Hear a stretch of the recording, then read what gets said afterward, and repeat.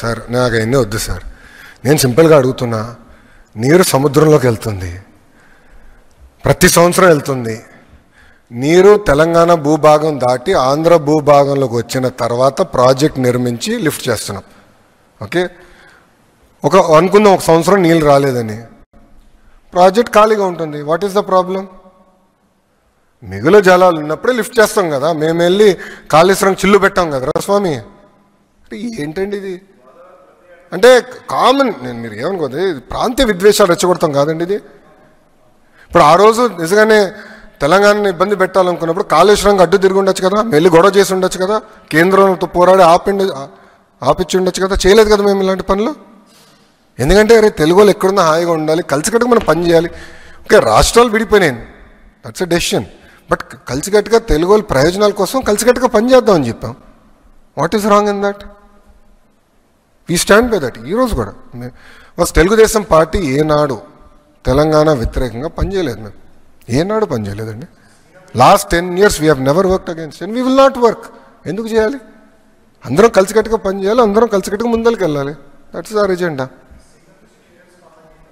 కాళేశ్వరంకి ఉందండి, కాళేశ్వరంకి ఉందా? I'm asking a straight question sir. I have right to ask, sir. When they are questioning me, I have right to ask that question.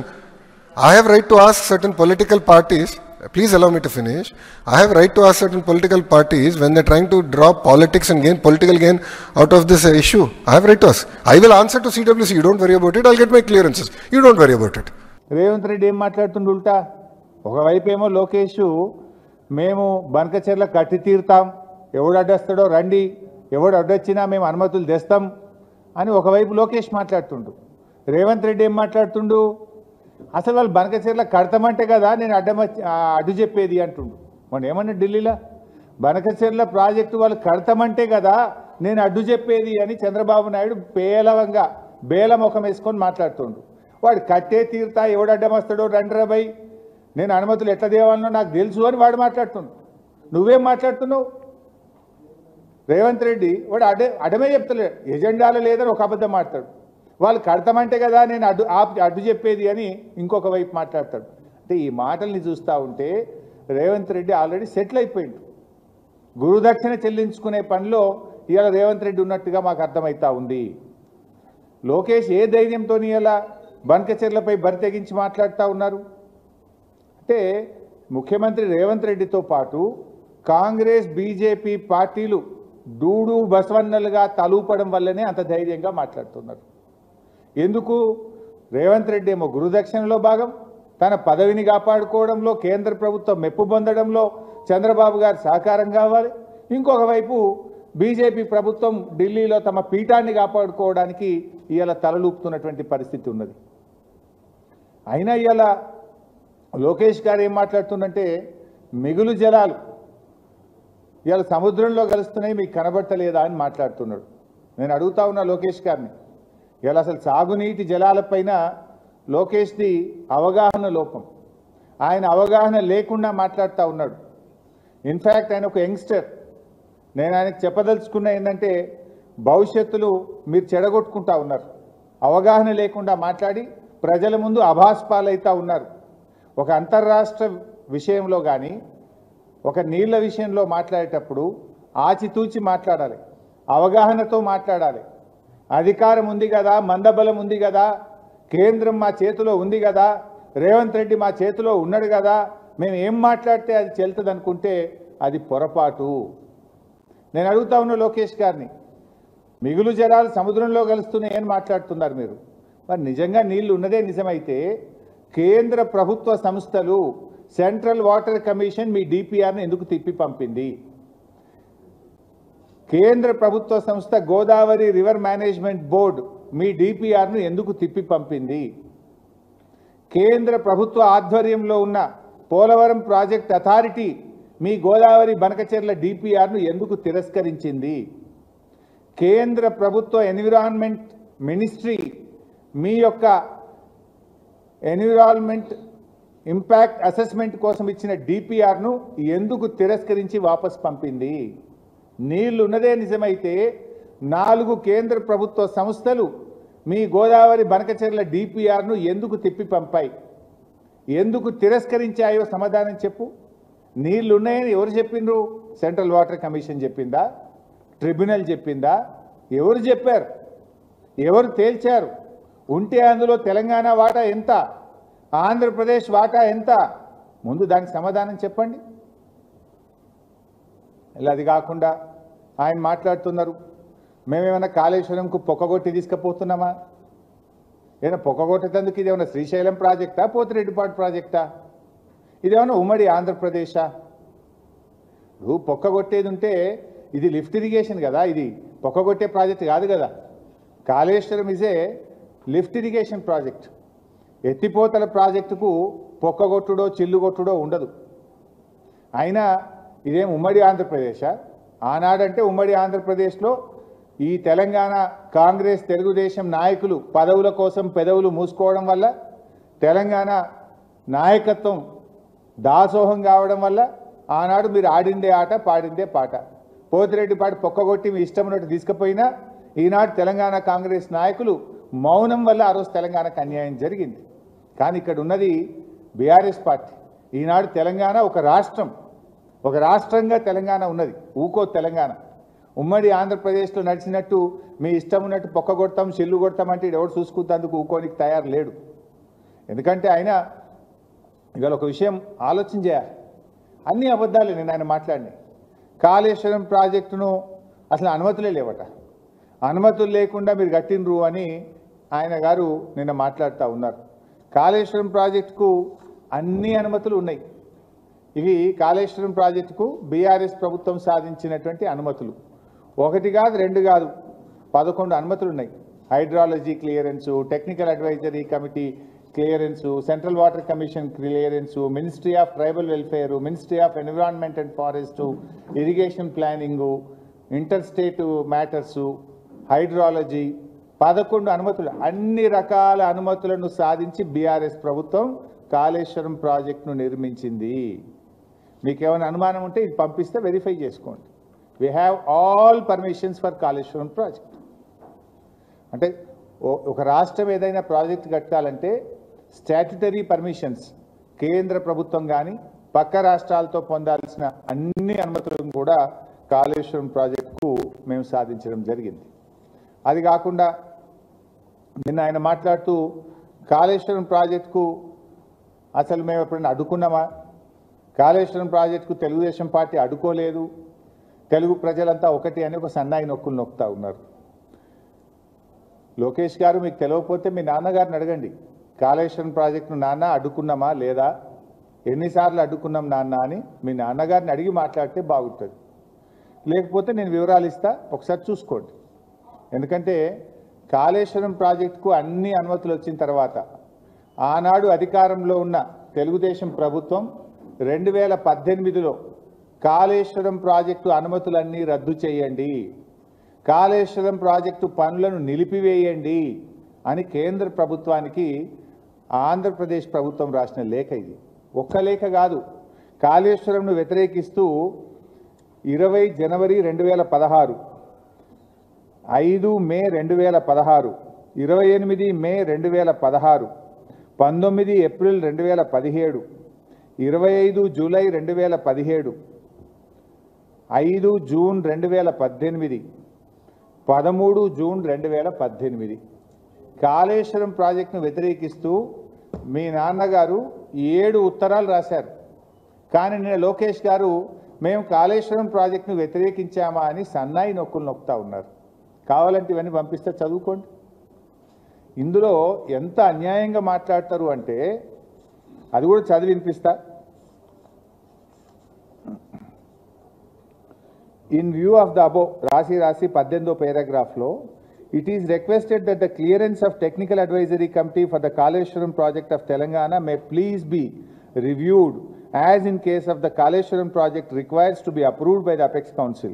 Meanwhile, the state of Telangana be directed not to proceed with further execution of the Kaleshwaram project until provisions of AP Reorganization Act are complied with. అంటే మీరు ఇచ్చిన అనుమతులు నిలిపివేయండి, project పనులు ఆపివేయండి అని ఏమంటారు? AP reorganisation act ప్రకారంగా అన్ని అనుమతులు కావాలి అని. ఇది కేంద్ర ప్రభుత్వం మన ఎస్కే జోషికి ఆనాటి వాటర్ రిసోర్స్ సెక్రటరీ రాసిన లేఖ. Kaleshwaram is not a new project, ఇది ప్రాణహిత చేవేళ్లలో అంతర్భాగము. అందువల్ల దీనికి ఏపీ రియాగ్నేషన్ యాక్ట్ రూల్స్ వర్తించవు అని స్పష్టంగా ఆనాడు ఒక సమావేశంలో నిర్ణయించి మన రాష్ట్రానికి కమ్యూనికేట్ చేశారు.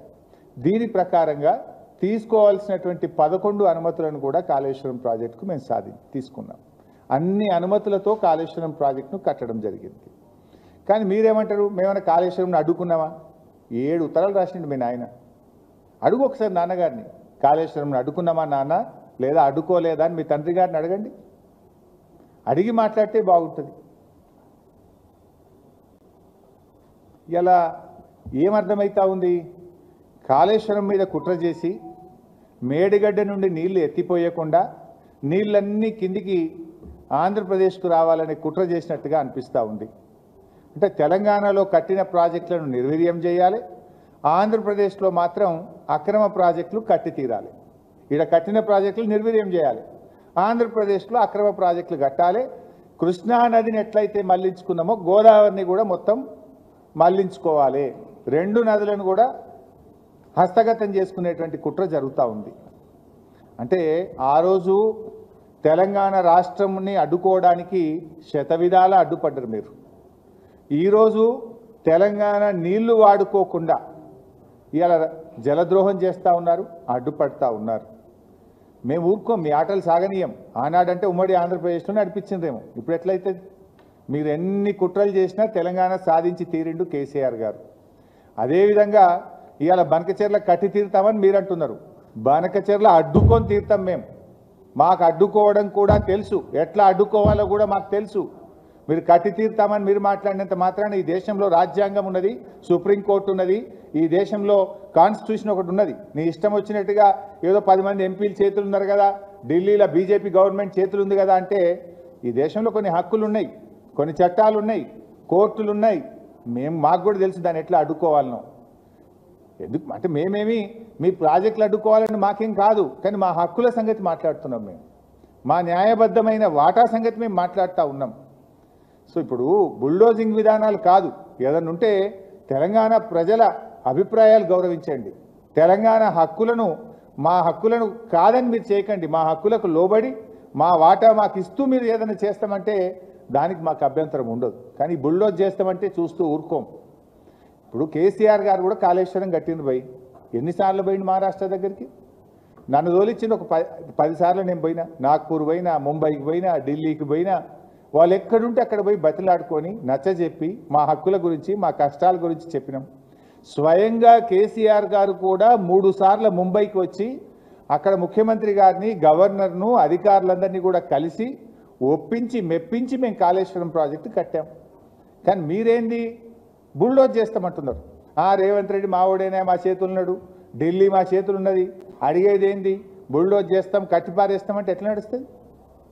ఇప్పుడు ఇంకొక విషయం, నిన్న లోకేష్ గారు ఏమంటున్నారు, మా సముద్రంలో కలిసే నీళ్లు కదా మేము తీసుకపోతే తప్పేంది అని ఆయన గారు నిన్న మాట్లాడుతున్నాడు.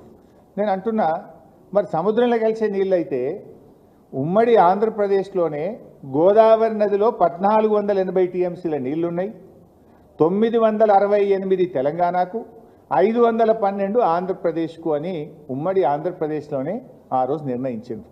ఇది అసెంబ్లీలో కూడా పెట్టిండ్రు, జస్టిస్ శ్రీకృష్ణ కమిటీకి కూడా ఇచ్చిండ్రు, మొత్తం కూడా నిర్ణయం జరిగింది. మరి అన్ని నీళ్లుంటే అన్ని సముద్రంలో కలిసే నిజమైతే తెలంగాణకు ఇప్పటికే కేటాయించబడిన 968 టీఎంసీలను ఎందుకు ఆంధ్రప్రదేశ్ అడ్డుకుంటున్నది? ఆ 968 టీఎంసీలకు లోబడి తెలంగాణ కడుతున్న ప్రాజెక్టులకు ఎందుకు ఆంధ్రప్రదేశ్ ప్రభుత్వం అడ్డు చెప్తున్నది? దీనికి సమాధానం చెప్పండి. నేను ఉత్తమ మాటలు మాట్లాడతలేను. ఇది 968 టీఎంసీలు తెలంగాణకు కేటాయిస్తే ఇది మేము ఒప్పుకోం, ఈ 968 వాళ్ళు సొంతంగా చెప్తుండ్రు అంటున్నారు. ఇది మేం చెప్పింది కాదు. ఉమ్మడి ఆంధ్రప్రదేశ్లో ఆనాడు రాష్ట్ర విభజనకు వేయబడ్డ జస్టిస్ శ్రీకృష్ణ కమిటీకి చెప్పిండ్రు. విభజన బిల్లు అసెంబ్లీకి వచ్చినప్పుడు ఇగో తెలంగాణకు 968 టీఎంసీల నీళ్లు గోదావరిలో ఇచ్చినామని చెప్పిండ్రు. కృష్ణాకు 299, ఆ 299 పంచాయతీ కూడా ఆడికెళ్ళి పుట్టిందే. ఇది దాని మీద ఆంధ్రప్రదేశ్ ఏమన్నదో ఒకసారి నేను చదివి వినిపిస్తా. It is also submitted that Central Water Commission, Ministry of Jal Shakti cannot appraise or approve any new or revised project proposed by Telangana state in Godavari basin based on illegitimate, self-proclaimed, enmarked share of 968 TMC of Godavari water till allocation of share of Godavari water between states of AP and Telangana is finalized through mutually accepted interstate agreement or adjudication by tribunal. ఈ 968 అనేది self proclaimed, దీన్ని base చేసుకొని మీరు ప్రాజెక్టులు ఒప్పుకోవద్దు. ఎప్పటిదాకా ఒప్పుకోవద్దు అంటాడు? కొత్త tribunal Godavari జలాల్లో లెక్క తేల్చేదాకా ఒప్పుకోవద్దట ఒకటి. లేదా రెండో మాట ఏమంటాడు? రెండు రాష్ట్రాలు మ్యూచువల్గా ఒప్పుకుంటే తప్ప కొత్త ప్రాజెక్టులను మీరు అంగీకరించొద్దు అని చెప్పి ఇంకా చాలా రాశారు. దాంట్లో చాలా పాయింట్స్ ఉన్నాయి అన్నారు. మరి నేను అంటున్నా, ఇది ఉమ్మడి ఆంధ్రప్రదేశ్లో ఇచ్చిన 968 నువ్వు ఒప్పుకోవద్దు అంటున్నావు. నీ గోదావరి బంకచెర్లకు ఎవడిచ్చింది? మరి ఏ ట్రిబ్యునల్ ఇచ్చింది? ఏ తెలంగాణ ఒప్పుకున్నది? నువ్వెట్లా కడతావు బిడ్డ? ఇది మాకు ఉమ్మడి ఆంధ్రప్రదేశ్లో కేటాయించబడినటువంటి, అప్పటికే నిర్ణయించబడినటువంటి ప్రాజెక్టులనే నువ్వు వ్యతిరేకిస్తున్నావు. మరి నీ బంకచెర్లకు ఏ ట్రిబ్యునల్ చెప్పింది నీళ్లున్నాయని? నీ బంకచెర్లకు ఏ రాష్ట్రం తెలంగాణ ఒప్పుకున్నది? నువ్వు ఏ రకంగా బుల్డోజ్ చేసి కడతావు అని నేను అడుగుతా ఉన్నాం. సూత్రం నాకే వర్తిస్తుందా? నీకు వర్తించదా? మా ప్రాజెక్టులు అడ్డుకోవడానికి మాత్రం లెటర్ల మీద లెటర్ రాస్తావు, న్యాయ సూత్రాలన్నీ వల్లిస్తావు. మరి నువ్వు అక్రమంగా ప్రాజెక్టు కడుతుంటే మా నోళ్ళు కొడతా అంటే మాకు మాత్రం నోరు లేదా? మాకు మాత్రం కడుపు లేదా? మాకు మాత్రం హక్కులు లేవా? మేమెందుకు ఊరుకోవాలి అని మేము అడుగుతా ఉన్నాం. ఇవాళ సూటిగా లోకేష్ గారికి, ఆంధ్రప్రదేశ్ ప్రభుత్వానికి నేను చెప్పదలుచుకున్నా. ఫస్ట్ ఆఫ్ ఆల్, సముద్రంలో నీళ్లు కలుస్తున్నాయి, నీళ్లు బాగున్నాయి అంటున్నావు కదా. ఉమ్మడి ఆంధ్రప్రదేశ్లో 968 టీఎంసీలు తెలంగాణ కేటాయించారు. దాన్ని అంగీకరించండి. దాన్ని వ్యతిరేకిస్తూ కేంద్ర ప్రభుత్వానికి రాసిన లేఖలు అన్నీ కూడా విత్డ్రా చేసుకోండి. గోదావరి నది మీద తెలంగాణ కట్టిన ప్రాజెక్టులను వ్యతిరేకిస్తూ మా సీతమ్మ సాగరో, సమ్మక్క సాగరో, మా కాళేశ్వరమో, మా తుమ్మిళ్ళనో అనేక ప్రాజెక్టులను వ్యతిరేకిస్తూ ఉత్తరాలు రాశారు. ఆ ఉత్తరాలన్నీ ఫస్ట్ విత్డ్రా చేసుకోండి. Point number 1. Point number 2, Godavari tribunal మరియు కృష్ణా ట్రిబ్యునల్, రెండు ట్రిబ్యునల్ కూడా ఏం చెప్పినాయి? గోదావరి నది నీళ్లను కృష్ణా నదికి మళ్లిస్తే నాగార్జున సాగర్ పై భాగములో అంటే తెలంగాణకు నీళ్లు ఇవ్వాలని ట్రిబ్యునల్ అవార్డు ఉంది. ట్రిబ్యునల్ అంటే it is law of the land, supreme court తీర్పుకు సమానమైనటువంటిది. ఆ ట్రిబ్యునలే చెప్పింది ఆనాడు పోలవరంలో 80 టీఎంసీలు మళ్లిస్తే 45 నాగార్జున సాగర్ పైన, 21 కర్ణాటక, 14 మహారాష్ట్ర. 45 నాగార్జున సాగర్ పైన అంటే అవి మా మహబూబ్ నగర్ జిల్లా, మా పాలమూరుకు దక్కుతాయి కదా. అట్లే పోలవరం ఈ 45, ఇప్పుడు 200 తీసుకుపోతా అంటున్నావు. అదే రేషియోలో, అదే ప్రోరాటాలో 112.5 టీఎంసీలు మాకు రావాలి. ఆ 45 ఈ 112 అంటే 157.5 టీఎంసీలు మేము అడుగుతలేం.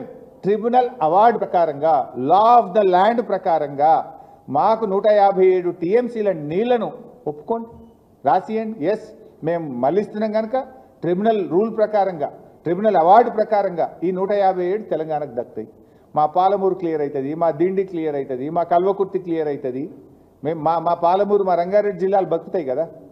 మేము గొంతెమ్మ కోరికలు కొడతలేము. ట్రిబ్యునల్ అవార్డును ఒప్పుకోండి అంటున్నాం. సో ఫస్ట్ 968ను ఒప్పుకో. సెకండ్, గోదావరి మీద వ్యతిరేకించిన ప్రాజెక్టులను మీరు అన్నీ అంగీకరించి ఉపసంహరించుకోండి. 3, 157.5 టీఎంసీలు కృష్ణా గోదావరి ట్రిబ్యునల్ అవార్డు ప్రకారంగా కృష్ణా నదిలో మాకు ఈ 157 టీఎంసీలు ఇవ్వడానికి ఒప్పుకోండి. ఇక 4వ పాయింట్, 1480 టీఎంసీలని బచావత్ ట్రిబ్యునల్ చెప్పింది. 1480 పంపకం అయిపోయింది. 968 తెలంగాణకు, 512 ఆంధ్రాకు. ఈ 1480 టీఎంసీల పైన ఇంకేమైనా నీళ్లు ఉన్నాయా? ఉంటే ఆ లెక్క ఎవరు చెప్పాలి? సెంట్రల్ వాటర్ కమిషను, ట్రిబ్యునల్లో చెప్పాలి. ఆ లెక్క తేల్చండి. 1480 టీఎంసీల మీద ఇంకా గోదావరిలో నీళ్లు ఉన్నాయా లేవా అని లెక్క తేల్చి, ఆ ఉన్న దాంట్లో గదే ప్రోరాటా 65-35 ప్రకారంగా పంచుకుందాం. ఆ ఎన్ని నీళ్ళు ఉన్నాయో లెక్క వస్తే 65-35 ప్రకారంగా తెలంగాణ నీళ్లు తెలంగాణకి ఇది, మీ 35లో నీ ఇష్టమనే కట్టుకో. ముందు లెక్క తేల్చాలి కదా. లెక్క తేల్చకుండా నేను కడతా అంటే తెలంగాణ ఊరుకోదు. మా హక్కులు తేల్చాలి. ఎందుకంటే ఇవాళ ఎట్లా మాట్లాడుతుండ్రు? ప్రాంతీయ విద్వేషాలు రెచ్చగొడుతుండ్రు అని మాట్లాడుతున్నారు. ఆనాడు మా రాష్ట్రం మాకు కావాలంటే ఆ రోజు కూడా ఇదే సెంటిమెంటు, ప్రాంతీయ విద్వేషాలు రెచ్చగొడుతున్నారు, తెలుగు ప్రజల మధ్య చిచ్చు పెడుతున్నారు అన్నారు. మా తెలంగాణ మాకు కావాలంటే కొట్టిన డైలాగే ఇవాళ కూడా అవే డైలాగులు కొడుతున్నారు. ఏమని? మేము ఏమడిగినాము? గోదావరి నదిలో మా వాటా ఏందో మాకు కావాలి. 1480 టీఎంసీల మీద వరద జలాలు మిగులు జలాలు అసలు ఉన్నాయా? ఉంటే తెలంగాణ లెక్కెంత, ఆంధ్రప్రదేశ్ లెక్కెంత, మాకు పక్కకు పెట్టుండ్రి అంటే ప్రాంతీయ విద్వేషాలు రెచ్చగొడుతుండ్రు అంటుండ్రు. అంటే తెలంగాణలో ప్రజలు లేరు, తెలంగాణ ప్రజలకు కడుపు లేరు, తెలంగాణ ప్రజలకు తాగునీటికో సాగునీటికో పరిశ్రమలకో మూగజీవాలకో చేపలకో చెరువులకో మాకు నీళ్ళు అవసరం లేదా? నీ ఒక్కరికే కడుపు ఉందా? మా నీళ్లు మాకు రావద్దా? మా నీళ్లు మాకు కావాలి, మా హక్కు మాకు కావాలంటే ప్రాంతీయ విద్వేషాలు రెచ్చగొడతారా అని మాట్లాడుతున్నారు. ఇప్పుడు మేము అడిగింది ఏంది భయ్? మా బతుకు తెరువు, మా ప్రజల బతుకు తెరువు, మా భవిష్యత్తు అని మాట్లాడుతున్నాం. మా భవిష్యత్తు గురించి మా ప్రజల గురించి మాట్లాడకపోతే తప్పు, మాట్లాడితే తప్పు కాదు. ఎట్లాగూ రేవంత్ రెడ్డి అంటే మాట్లాడాడు, కానీ తెలంగాణ సాధించిన పార్టీగా కేసీఆర్ నాయకత్వంలో పుట్టిన ఈ గులాబీ జెండా తప్పకుండా ప్రశ్నిస్తుంది, తప్పకుండా మాట్లాడుతుంది. బతుకు తెరువు గురించి మాట్లాడితే కూడా ఇది ప్రాంతీయ విద్వేషాలు రెచ్చగొట్టడం అని మాట్లాడొచ్చునా? మరి నేను ఒక విషయం అడుగుతా, లోకేష్ గారు, మీ నాన్నగారు వెనకట బాబ్లీ మీద కొట్లాడిండు, మహారాష్ట్ర మీద. కర్ణాటక ఆల్మట్టి ఎత్తు పెంచుతా అంటే దాన్ని కూడా వ్యతిరేకిస్తూ అనంతపూర్లో పోయి కొట్లాడిండు మీ నాన్నగారు. మరి మీ నాన్నగారు బాబ్లీ మీద కొట్లాడినా ఆల్మట్టి మీద కొట్లాడితే అది కూడా ప్రాంతీయ విద్వేషాలు రెచ్చగొట్టడమేనా? ఆ రోజు మీ నాన్నగారు కొట్లాడింది కూడా ప్రాంతీయ విద్వేషాలు రెచ్చగొట్టడమేనా? వాస్తవాలు మాట్లాడితే దాన్ని పక్కదో పట్టించడానికి ప్రాంతీయ విద్వేషాలు రెచ్చగొట్టడం అనేటువంటి తీరిన మాట్లాడి మీరు తప్పించుకోవాలనుకుంటే తప్పించుకోలేరు. ఇది మా హక్కు, మా న్యాయబద్ధమైన వాటా కోసం మేము మాట్లాడుతున్నాం తప్ప మాకేం గొంతెమ్మ కోరికలు లేవు, మాకేమీ మీ పట్ల గుడ్డి వ్యతిరేకత లేదు. It is all about our rights.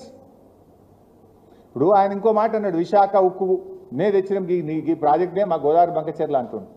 Visakha ఉక్కును 2 సార్లు ఏదో కాపాడుకున్నాం మేము, అది అమ్ముతామంటే అమ్మకుండా కాపాడుకున్నాం, ఈ బంకచెర్ల పర్మిషన్ లెక్కన అంటుండు. విశాఖ ఉక్కుకు గోదావరి బంకచెర్లకు చాలా తేడా ఉంది. దానికి దీనికి లంక పెట్టడం అంటే మోకాలకు బోడగుండుకు లంక పెట్టినట్టు.